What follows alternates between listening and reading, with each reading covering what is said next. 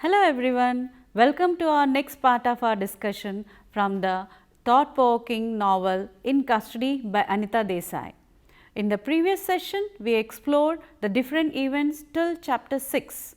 We see Devan struggling between his uninspiring teaching job and his romanticized desire to preserve Urdu poetry through his idol Noor. Encouraged by Murad and supported financially by Siddiq, Devan finally embarks on a project to record Noor's voice for posterity.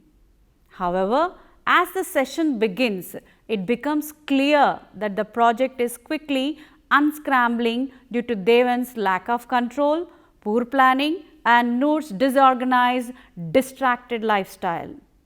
So, ready to explore more? Let's continue with today's session. Chapter 7, Devan's return to Noor's house, a turning point. As we dwell deeper into the narrative, we see Devan muster the courage to return to Noor's chaotic household, hoping for a quiet moment. Noor falls into despair and tells Devan to forget the idea entirely.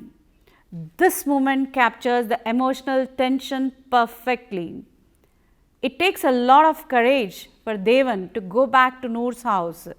He carefully chooses a time when he hopes to find the poet alone, but when he arrives, the courtyard is filled with people who seem like family.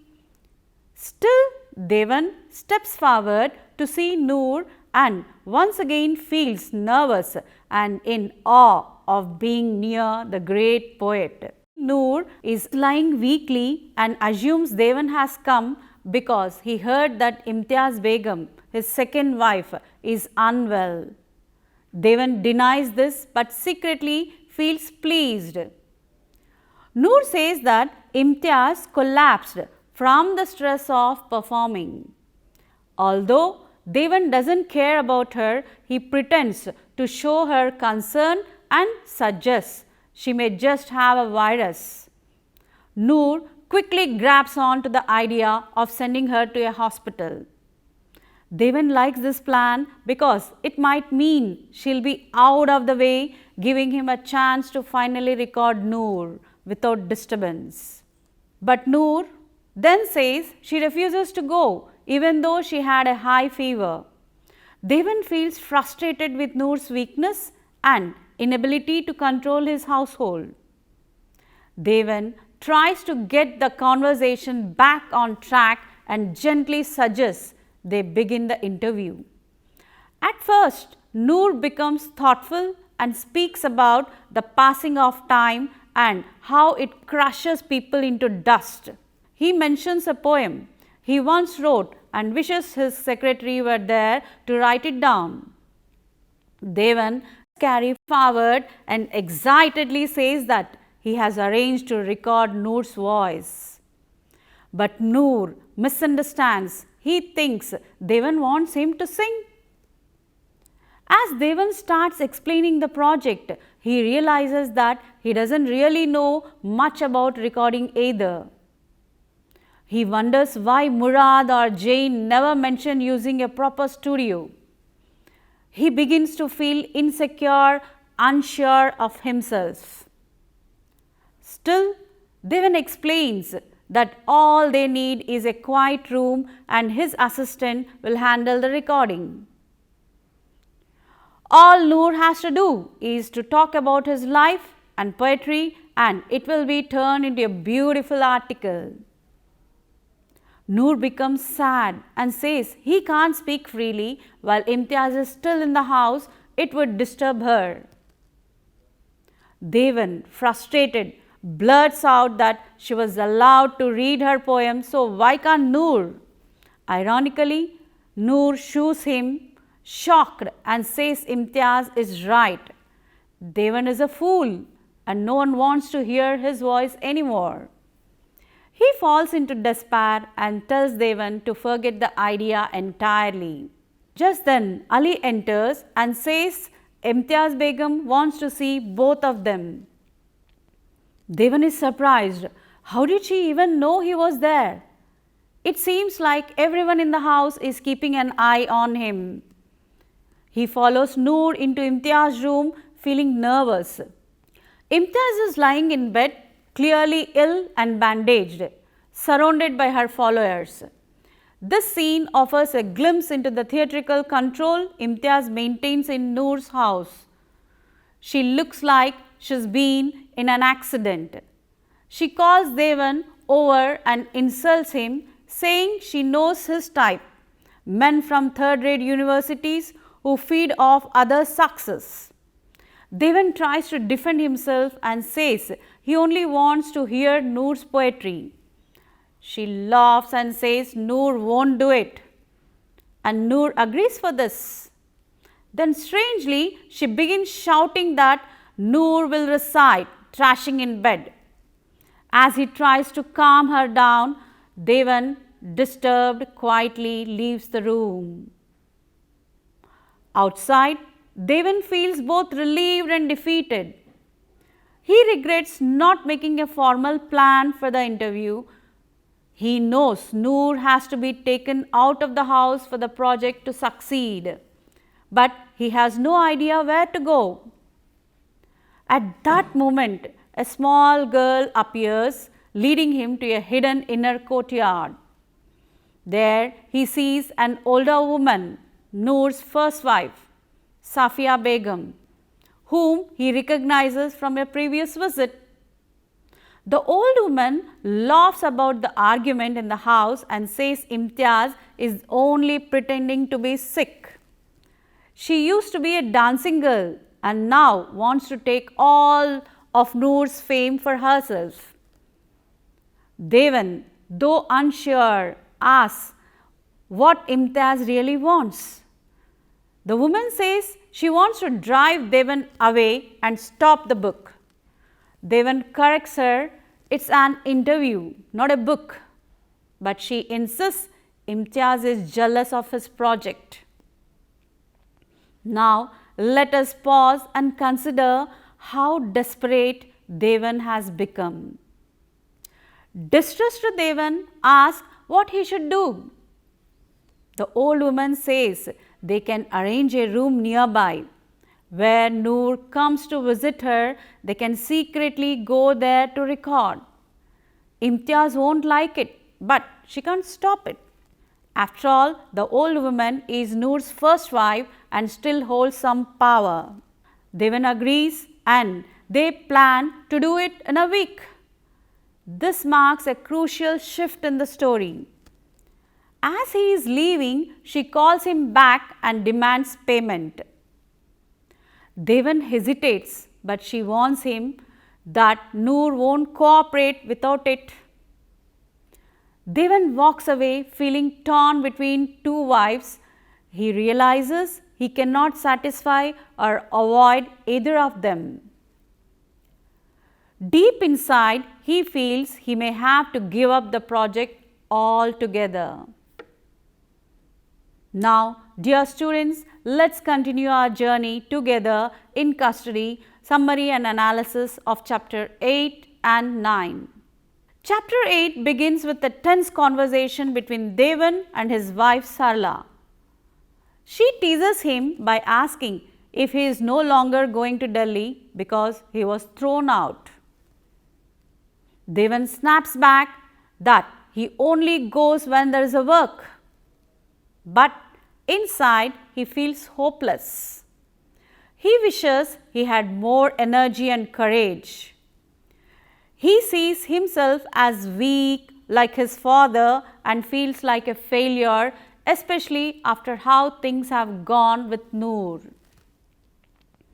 As he rests in his chair, Devan remembers the brief moment he and Noor shared while reciting poetry.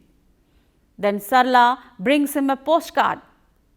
It's from Noor, who says he has written a new cycle of 36 couplets. He says he was inspired by his wife who spoke about women's suffering. The news stirs up Devan's feeling again. That night, Devan cannot sleep.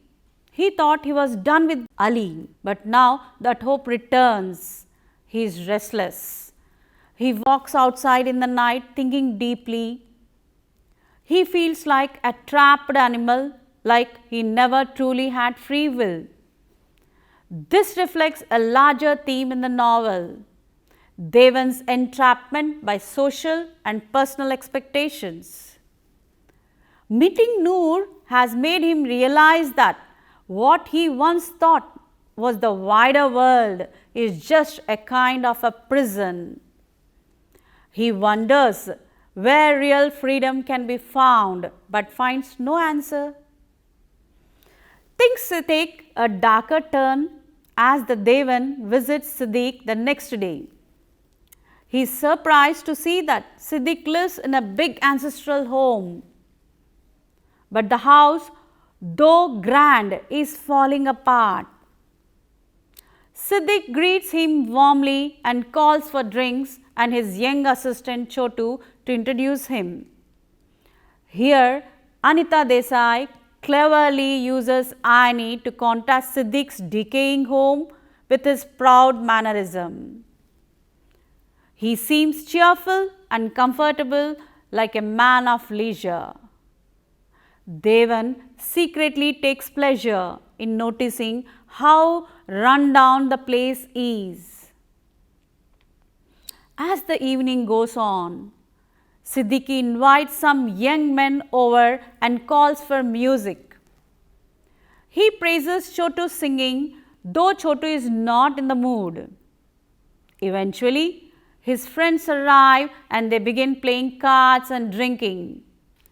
Siddiqui urges Devan to play, but he refuses. After a while, Siddiq asks to hear the recording Devan made with Noor. Devan admits there is no tape. He explains that the poet's wives are demanding money. He feels like the whole project is falling apart. Siddiq's mood changes instantly. He sits up straight and scolds Devan. He reminds him that money was arranged and equipment was bought. Devan is responsible for making it work. Devan pleads that he doesn't understand what Noor's house is like, but Siddiq is unmoved.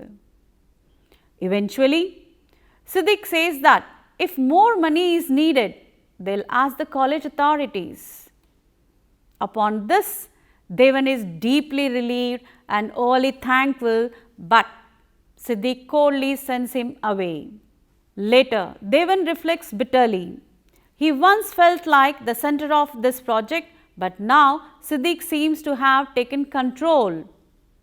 Devan feels weak and sick, not from food or drink, but from stress and failure. Then he receives a telegram from Murad demanding to know when the recording and transcript will be ready. Back at the college, Siddiq tells Devan he is lucky the funds have been approved by a library benefactor. But there are still two obstacles. First is Trivedi, the head of the Hindi department, who angrily refuses Devan's request for leave. The second is Devan must tell Sarla he won't visit her parents. She is angry and confused, and Devan only replies that her family wouldn't understand his work. At the end of the chapter, Devan feels drained. He wishes he could remove all the mess in his life and finally reach a clear, peaceful future. Now, chapter 9. Chapter 9 begins with Murad visiting Devan and sarcastically commenting on how Devan seems to have everything sorted. As we dwell deeper into the narrative, we learn that Devan has in fact met with Safia Begum and given her money as she demanded. She arranged for him to use a room in a house nearby for the recording. When Devan visited the place, a brothel house at the end of the row, he was shown in by a flashy woman and noticed it smelled of a cheap perfume and urine. Though uncomfortable, he asked Chiku to set up the equipment quickly. hoping to finish in 3 days. However, things take a darker turn as time begins dragging on. And Murad questions why it is taking so long. Devan becomes irritated, reminding him that one cannot rush a great poet like Noor. Unfortunately, when the recordings begin, Noor mostly talk about food and drink, wasting time pondering about meals. The young men with him join in and Devan is forced to call Murad and beg for more money to feed them. Murad brings some cash from the magazine but angrily says he will reduce Devan's fees. Sometimes Noor would unexpectedly grab a book and read beautiful poetry aloud. Devan would urge Chiku to record, but each time something would go wrong. Noor would criticize technology or switch to reciting old English poems by Byron or Shelley instead of his own. This moment captures the emotional tension perfectly, as Chiku often failed to catch the important moments and instead recorded nonsense or background noise. Devan struggles to separate Noor's life stories from his poetry. At this juncture, let's pause for a while and consider how frustrating this is for Devan, who came with the dream of capturing poetic greatness. Whenever Devan tries to get him to focus, Noor becomes angry. Once, when Devan asked if he was writing poetry during a particular period, Noor exploded in rage, yelling that he couldn't write poetry on demand. Unfortunately, the tape only captured Devan's awkwardness. Noor does occasionally recite his poetry, but it's unpredictable. Most of the time, the sessions turn into loud drinking parties. One day, Devan overhears a fight between women downstairs. A young man jokes that someone overstayed at brothel house. Devan is disgusted, especially when he hears that Noor may have met his wife there and could be looking for another. This scene offers a glimpse into a kind of environment Devan is forced to navigate, chaotic, crude and disconnected from the lofty world of poetry he imagined.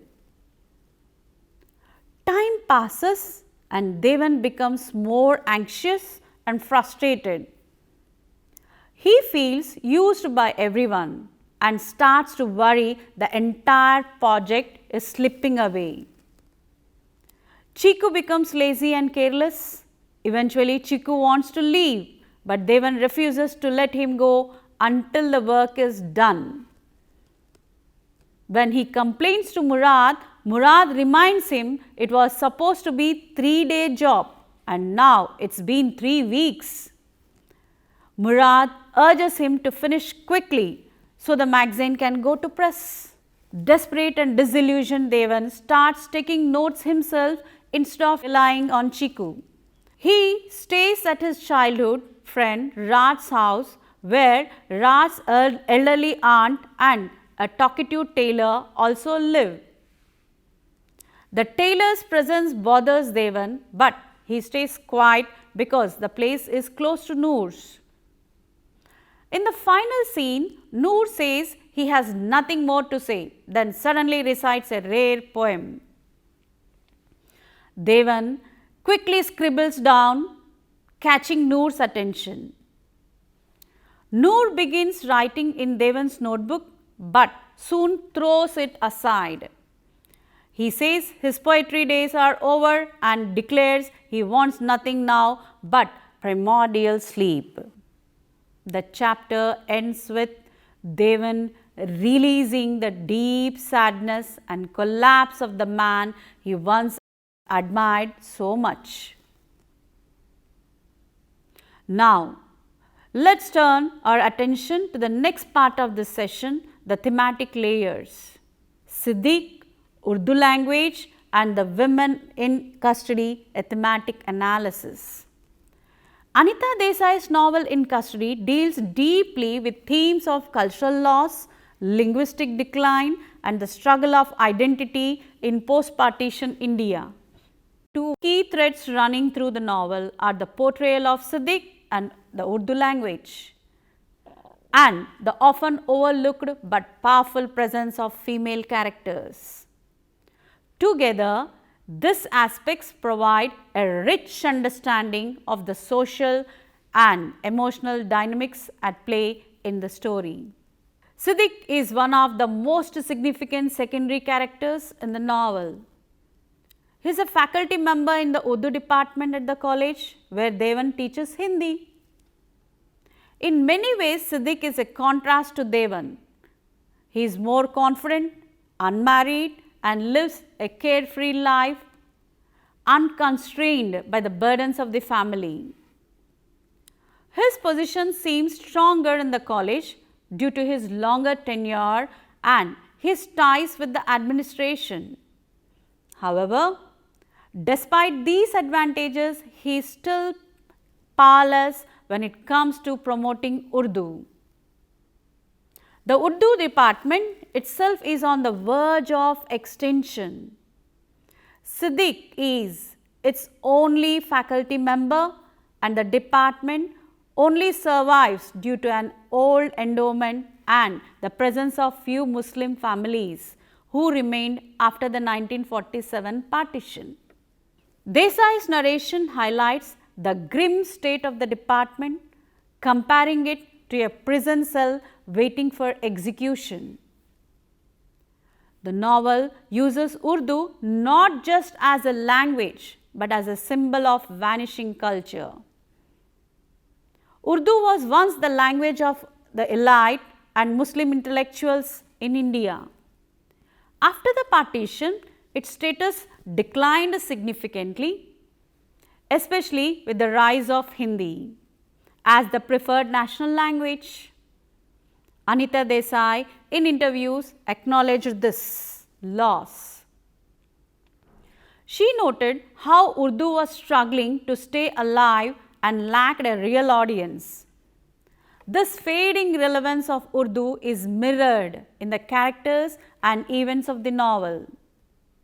For example, Noor, the once great Urdu poet, is now a shadow of his former self. He is surrounded by sycophants and followers who do little to honor his poetry and instead create chaos. When Devan, an admirer of Urdu, attempts to record Noor's thoughts and verses for posterity, the entire project becomes a disaster.